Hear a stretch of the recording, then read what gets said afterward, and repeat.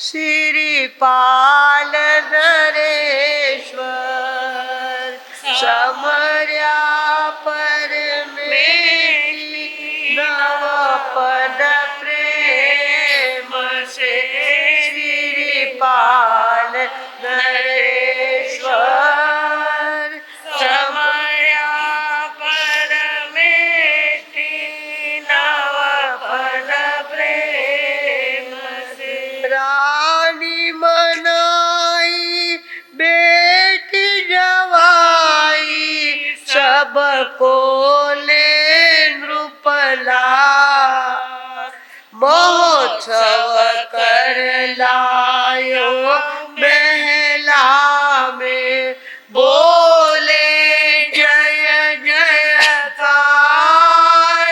हो श्रीपाल नरेश्वर समर्या परमेष्टि नव पद प्रेम से श्रीपाल नरेश्वर समर्या परमेष्टि नव पद प्रेम से। नवकार मंत्र के प्रभाव से, गुरु के आशीर्वाद से हमारे श्रीपाल जी रोग मुक्त हो गए। संपूर्ण उनका कोढ़ चला गया। यहाँ तक कि मामा को और पिताजी को संशय होने लग गया कि हमने तो कोढ़ी के साथ इसको भेजा था और ये अच्छे पुरुष के साथ कैसे है। तो उसका खुलासा मामा ने किया, बहनोई साहब ऐसी बात नहीं है, वही जवाई है अपने, पर अपनी बेटी ने अपने धर्म का आसरा लेकर के इनको ठीक किया है। ऐसा जब संशय दूर हुआ तो राजा ने अपनी बेटी, अपने जवाई को, अपनी बेटी को, और महारानी रूठ के पियर चली गई थी उसको भी साथ लेकर के धूमधाम से कहा गए अपने उज्जैनी नगरी में वापिस आ गए। और अब क्या ठाट इनके 7वीं मंजिल पे कंवर साहब के रहने की व्यवस्था, उनके सेवा में कितने सारे नौकर चाकर, किसी बात की कोई कमी नहीं थी। और रत्ती मात्र काम श्रीपाल, आवाज को बढ़ो, रत्ती मात्र का काम श्रीपाल जी को था नहीं। तो वो क्या करते थे, शाम को घूमने के लिए जाते थे। शाम को घूमने के लिए जाते थे। एक उनको पार मिल गया था, पार के ऊपर बैठते, थोड़ी देर वहाँ की ठंडी हवा लेते और वहाँ से आ जाते। वहाँ एक लड़की रहती थी। वो लड़की अपनी दादी को कहने लग गई, दादी साहब अपने बगीचे में कौन रोज आते हैं, इतने सुंदर दिखने में है वो, इतने अच्छे हैं, रोज आके हैं और बैठ के चले जाते हैं, कौन है वो। तो दादी ने कहा, बेटी वो अपने राजा जी के जवाई है। क्या कहा, अपने महाराजा के जवाई है। अब ये जवाई शब्द दादी ने कहा पर लगा किसके, जवाई को, जवाई को लग गया। क्या कहा, मेरे बाप का नाम गया, मेरा नाम गया, और अब किसके नाम से पहचाना जाता हूँ मैं, ससुर जी के नाम से। ओहो, एकदम से उनको तो हाँ, निज गुण जाने सो जग उत्तम, पिता नाम से मध्यम, अधम नाम मामा के नामे, ससुर नाम महा अधम हो, श्रीपाल नरेश्वर समर्या परमेष्टि नव पद प्रेम से, श्रीपाल नरेश्वर समर्या परमेष्टि नव पद प्रेम से। हाँ जी, तो उन्होंने कहा अपने नाम से जाने वो तो अधम उत्तम कहलाता है, पर जो पिता के नाम से पहचाना जाता है वो मध्यम कहलाता है। और जो मामा के नाम से पहचाना जाता है वो अधम कहलाता है, और ससुर जी के नाम से जो पहचाना जाए वो तो अधमाधम कहलाता है। सुसरा नावरी और यानी सासुरवाड़ी उठारी, अरे थार में कई लगते ने जी को बताओ ना, तू थारा ससुरा नाम मत कई तू वो करे। इस तरह से भगवानों एकदम से शब्द श्रीपाल जी को लगा कि मैं यहाँ बैठा हूँ और लगता है कि मेरी ससुर जी बहुत खातिरदारी कर रहे हैं, पर जवाई के लिए यहाँ बैठना ठीक नहीं है। घर जवाई होकर के रहना नहीं चाहिए। घर जवाई का भजन बाद में सुनाऊंगी आपको मैं। आज दसरो है, हाँ सकाळे ले वाला पाछो। तो बात ये है कि आज हमारा दसरा है और दशहरे के संदेश आपको देना बहुत जरूरी है। सीमोल्लंघन आज करावे, सीमोल्लंघन उर्म नहीं है, आज करावे। जीवन सुख ले फुलवावे, सीमोल्लंघन आज करावे, सीमोल्लंघन आज करावे। दुष्टांची जर असली संगत, व्यसनी मित्रांची ती सोबत, सोडा आता त्यांची पंगत, त्यांची पंगत। उज्ज्वल व्रत हे स्वीकारावे, सीमोल्लंघन आज करावे, सीमोल्लंघन आज करावे। विषयेच्छाही सीमा आपुली, गाडी सगळी तेथ अडकली। लंकेशाची फजिती झाली, फजिती झाली। म्हणून आपण जपून चलावे, सीमोल्लंघन आज करावे, सीमोल्लंघन आज करावे। जीवन सुख ले फुलवावे, सीमोल्लंघन आज करावे, सीमोल्लंघन आज करावे। हर्ष हर्ष। आज सीमोल्लंघन का समय है, हमें भी सीमोल्लंघन करना है। जिस रावण का आज शाम को क्या करने वाले हैं, दहन करने वाले। आप लोग नहीं करते, पर आपको जाना भी नहीं चाहिए वहां पे, बच्चों को भेजना भी नहीं चाहिए वहां पे, क्योंकि रावण तो आगे 24 में तीर्थंकर होने वाले हैं। उन्होंने अपनी मर्यादा बहुत पाली है। सीता को लेके आए, पर सीता की इच्छा के बिना उसको स्पर्श तक नहीं किया रावण ने। और रावण अपने आप में बहुत नीतिमान और विद्याधारी श्रावक था। उनको जब वो जवान थे बहुत सुंदर दिखने में थे, कर्तव्यगारी बहुत ज्यादा थी, तो लड़कियां उन पे मरती थी। खास करके कुबेर की पत्नी जो हेमा थी, वो तो लंकेश के पीछे पागल थी और उसने अपने पिताजी को कहा था मेरी सगाई रावण से ही करो। ऐसा उन्होंने गए भी, उसके पिताजी वहां गए भी, प्रस्ताव भी रखा उन्होंने। तो रावण ने कहा अभी मुझे फुर्सत नहीं है, मुझे दिग्विजय करना है, मुझे बहुत काम पड़े हैं, अभी शादी ब्याह में टाइम पास करने के लिए मेरे पास फुर्सत नहीं है। और रावण अपने दिग्विजय के इसमें लग गए। अपने दोस्तों को बुला करके कहा दिग्विजय करना है, सबसे पहले अपने को जाना है, कहा अलका नगरी। अलका नगरी किसकी? कुबेर की नगरी है।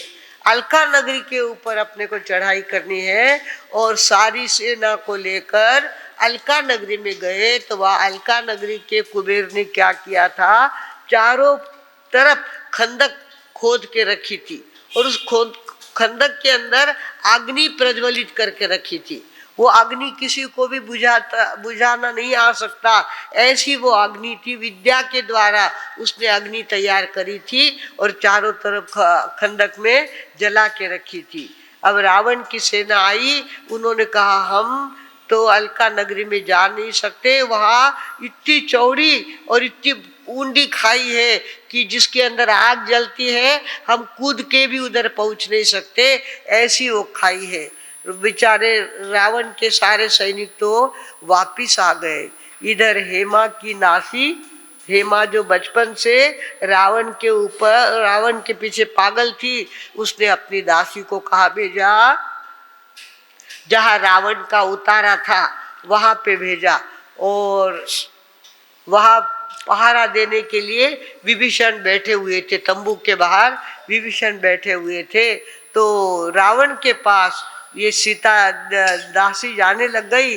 तब विभीषण ने पूछा क्या बात है, क्यों आई हो, आधी रात के समय क्यों आई हो? बोले मैं गुप्त समाचार लेके आई हूँ, संधि पत्र लेके नहीं आई हूँ, समर्पण पत्र लेके आई हूँ। और विभीषण ने उसको छोड़ दिया। रावण के पास वो गई और उसको कहा कि देखो ये आग 1 मिनट में बुझ सकती है, ऐसा मंत्र हमारी महारानी के पास है, 1 मिनट में ये आग बुझ सकती है। आप अलका के ऊपर राज्य कर सकते हो और ये सत्ता आपके हाथ में आ सकती है। रावण ने कहा, क्या कहा? अनीति से, चोरी छुपे ऐसा काम मैं नहीं करूंगा। अलका तो जाए गड्ढे में, किंतु लंका भी चली जाए तो रावण नीति का भंग नहीं करेगा, नीति की मर्यादा नहीं तोड़ेगा। किसी पराई स्त्री को अपना करने के लिए कुछ भी गलत रास्ता वो नहीं लेगा। और उसको वापिस रवाना कर दिया। वो वापिस उदास होकर के, हेमा ने उसको बहुत करके भेजा था, देखना हकारा करके ही आना, नकार मत लेके आना। बेचारी क्या करती, वो तो वापस आ गई। उसका चेहरा छोटा हो गया था और विभीषण रास्ता में मिले और पूछा क्यों, क्या काम हुआ क्या? बोले रावण जैसे नीतिमान व्यक्ति के सामने किसकी दाल गली है, मेरी भी कैसी दाल गल सकती थी, रावण ने तो मुझे निकाल दिया है। बोले ऐसी बात है? विभीषण ने कहा मैं तो रावण नहीं हूं ना, मैंने कोई दीक्षा ली हुई नहीं है और मुझे दिग्विजय के ऊपर हम निकले हैं, दिग्विजय करना है, अलका के ऊपर राज्य करना है, तो हमें कुछ राजनीति का उपयोग करना पड़ेगा। उसने कहा जा तेरी महारानी को कह दे कि विभीषण ने तुझे भाभी माना है। क्या कहा? विभीषण ने तुझे भाभी मान लिया है, फिक्र मत कर, जो तेरा मंत्र है उसका उपयोग कर। और वो दौड़ती हुई गई और उसने कहा रावण ने तो दाद नहीं दी, पर विभीषण ने कहा है कि मैंने तेरी महारानी को भाभी मान लिया है और काम हो गया। बोले अपना। अब इसने क्या किया, अपने मंत्र का उपयोग किया। महारानी जब शादी करके आई थी, पहले दिन राजा कुबेर ने रानी को गिफ्ट के रूप में ये मंत्र दिया हुआ था। पहले दिन, पहली मुलाकात में ये मंत्र दिया था। और तो चीजें तेरे पियर में बहुत ज्यादा, मेरे यहाँ बहुत ज्यादा, मैं तुम्हें क्या देख सकता हूँ, किंतु ये मंत्र मेरे पास है जो किसी के पास नहीं है और आज मैं तुझे देता हूँ। वो मंत्र कुबेर ने दिया था। अलका किसको? हेमा को दिया था। हेमा को मंत्र दिया था। और इस तरह से जब आग बुझ गई तो कुबेर को ध्यान में आया ये काम जरूर किसने किया है, मेरी महारानी के अलावा किसी के भी ये मंत्र मालूम नहीं है। मुझे अपनों ने लूटा, गैरों में कहाँ दम था, मुझे अपनों ने लूटा, गैरों में कहाँ दम था। मेरी किश्ती वहां डूबी जहां पानी बहुत कम था, मेरी किश्ती वहां डूबी जहां पानी बहुत कम था। ओहो, रानी इस तरह से फितूर हो गई और रावण को मंत्र दे दिया। विजय तो मिल ही गई, अलका के ऊपर विजय तो मिल गई। और उसके बाद वे वहां से जाने लग गए तो रावण ने कहा, देखिए हम खाली नाटक के लिए ये विजय मिला रहे हैं, हमको कोई हर जगह काम करना नहीं है। तो मुझे तो मैं मेरे भाई ने क्या तुम्हें माना है, भाभी माना है, पर मैं भी भाभी ही मानता हूँ उसको। राजा कुबेर मेरा भाई है, मैं उसको ये राज सौंपता हूँ। राज के ऊपर विजय मिला ही है, किंतु वापिस राज मैं उसी को सौंप रहा हूँ। और तुम्हारी महारानी मेरी भी भाभी रहेगी, मेरी भी भाभी रहेगी, उसमें कोई फर्क पड़ने वाला नहीं है। बिचारी हेमा तो चारों तरफ से गई, मंत्र भी हाथ से गया, नगरी भी हाथ से गई, राजा का विश्वास भी हाथ से गया, और आखिर पराजय हाथ में आई। भगवानों, रावण कैसा था, रावण कैसे थे, कितने बड़े दिल के थे कि इतनी बड़ी शक्ति हाथ में आने वाली थी। स्वयं महारानी समर्पण होने को तैयार थी, उसकी पत्नी होने को तैयार थी, उसने उसको ठुकराया और अलका का राज ठुकराया, किंतु अपनी नीतिमत्ता को कभी उन्होंने छोड़ा नहीं। भगवानों, किसी का अपमान करना, किसी को जलील करना, किसी को तीन कौड़ी करना बड़ा आसान है, किंतु वापिस उसको इज्जत दिलाना बहुत बड़ी बात होती है।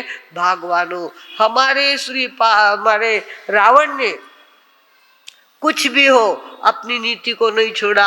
आज तो लोग क्या करेंगे, रावण का पुतला तैयार करेंगे, उसके अंदर बहुत सारे फटाके भरेंगे, अग्नि लगाएंगे, छोटे छोटे बच्चे नए नए कपड़े पहन करके जाएंगे और वहाँ क्या करेंगे, जलते हुए रावण को देख करके जय जयकार करेंगे। भगवानों, ऐसी गलत बातों में अपना हाथ नहीं होना चाहिए, अपनी शामिल की नहीं होनी चाहिए।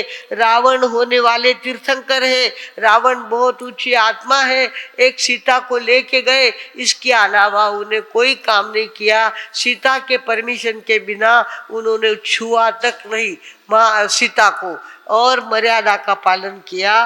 भगवानों, आज का दिन मर्यादा के पालन का दिन है। वैसे तो राम के विजय का दिन है, राम ने रावण के ऊपर विजय मिलाई थी, वो दिन आज है।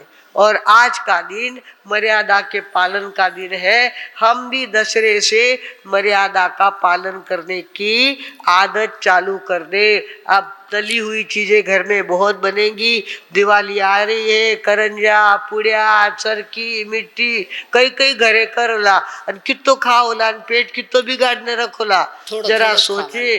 थोड़ा थोड़ा लेला। हमें चाहिए कि हम मर्यादा का पालन करेंगे, घरे चाहे जितनी इतना फरियाल बने, किंतु हम अपने पेट को देख करके ही उसका स्वीकार करेंगे, गलत काम नहीं करेंगे। हमारे विधि जी महाराज साहब ने तो दिवाली तक घी और शक्कर नहीं खाना ऐसी सौगंध ही कर ली है। दिवाली तक घी और शक्कर को नहीं खाना, क्योंकि इन दिनों घी और शक्कर बहुत पेट में जाता है, और उसकी उन्होंने प्रतिज्ञा कर ली है। भगवानों, हमारा भी समय है मर्यादा पालन करने का। दिवाली के दिन, दिवाली तक हमको भी मर्यादा पालन करनी है। और दिवाली के दिन आ रहे हैं, आपको स्पेशल विषय हम अलग अलग समझाने वाले हैं। वसु बारस के दिन, वसु बारस का गाय का दिन होगा, गाय के कायदे और गाय के फायदे आपको बताएंगे। धनतेरस जिसको आप बोलते हैं, वो धनतेरस नहीं धनतेरस है। वो धनतेरस कैसी है वो आपको समझाने वाले हैं। उसके बाद चौदस, काली चौदस आती है, 4 राक्षस और 4 देवियाँ हमको किस तरह से हमारी जिंदगी में आती है और हमको कैसे परास्त करती है वो बताने वाले हैं। और फिर दिवाली के दिन, दिवाली का स्पेशल विषय लेकर के हम लक्ष्मी पूजा की बातें आपके सामने करने वाले हैं। फिर प्रतिपदा आएगी, गौतम प्रतिपदा, वो भी हम गौतम स्वामी के रूप में, गौतम भक्ति के रूप में उसको मनाएंगे। और भाई दूज तो अपनी है ही जग जाहिर, भाई दूज, भैया दूज, राखी पूनम, ये तो अपने खास विषय है, वो भी विषय हम लेने वाले हैं। अब सारे त्योहार के दिन है, पाचन के दिन हमारे यहाँ कितनी दीक्षा हुई है, पांचम के दिन प्रज्ञा जी प्रेरणा जी की दीक्षा हुई है, प्रशांत जय स्मिता जी विजय स्मिता जी की दीक्षा हुई है। और 12 तारीख को तो मधुस्मिता जी का, 12 अक्टूबर को मधुस्मिता जी का जन्मदिन आ रहा है। सारे त्योहारों के दिन आ रहे हैं, उत्सवों के दिन आ रहे हैं। आपको घर में भी काम बहुत ज्यादा है और यहाँ भी आमंत्रण बहुत ज्यादा है। चारों तरफ आपको संभालना है। हमारे जाने के बाद तो आपके पास टाइम ही टाइम रहेगा। फिर तो कोई काम नहीं रहेगा, किंतु अब तक जब तक हम हैं यहाँ पे तब तक आपको सब अटेंड करना है। सारी जानकारियाँ आपके पल्ले में डाल के लेनी है और ये बहुत जरूरी बातें आपके सामने हम परोसने वाले हैं। आप जरूर इसका स्वागत करेंगे, ऐसा पूरा विश्वास रखते हैं। हाँ, आज नमो लोए सबो सावण का दिन है। काला रंग है, काले रंग के ऊपर स्पेशल बोलते हैं हम, पर डार्क नीला, हाँ डार्क नीला कलर या काला कलर होता है। नमो लोए सबो सावणम, नमो लोए सबो सावणम की 21 माला फेरनी है। 12 लोगों का ध्यान, 27 लोगों का ध्यान करना है। साधु के 27 गुण होते हैं, इसलिए 27 लोगों का ध्यान, 27 वंदनाएं आदि विधि हमारे विधि जी मार साहब आपसे करवाएंगे। व्याख्यान के बाद वो काम भी होने वाला है। इस तरह से अभी त्योहारों का सीजन आया है और इसमें हमको पूरा लाभ लेना है। सभी पूरा लाभ लेंगे, लेते ही रहे हैं, हमारे लोग आते ही रहे हैं। एक परिवार की तरह सारे समय पर बराबर इकट्ठे हो जाते हैं और उत्सव को मनाते हैं। ऐसा ही दिवाली तक, और दिवाली के बाद 15 दिन और आप जरूर उत्सव मनाएंगे और हमारे कार्यक्रम में शामिल होंगे, ऐसा विश्वास रख करके अब मैं विराम लेती हूँ। ओम शांति।